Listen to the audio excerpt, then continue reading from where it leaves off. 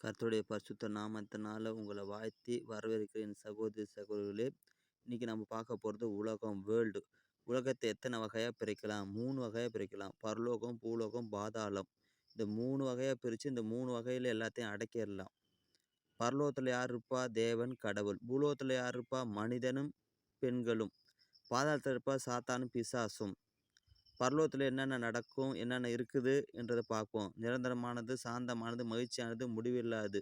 பூலோகத்தில் என்னென்ன இருக்கும், அதில் என்ன நடக்கும் பார்ப்போம். ஒவ்வொருத்தரும் பாடு, சண்டை, சச்சரவு, பண பிரச்சனை, சாப்பாடு பிரச்சனை, வலி, வேதனை, துன்பம்.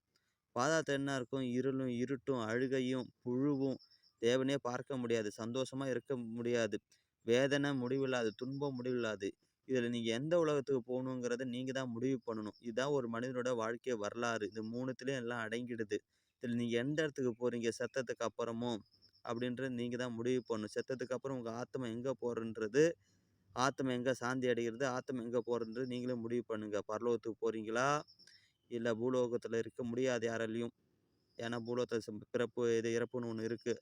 பாதாளத்துக்கு போகிறீங்களா, 2 உலகத்தில் எங்கே போகிறீங்க?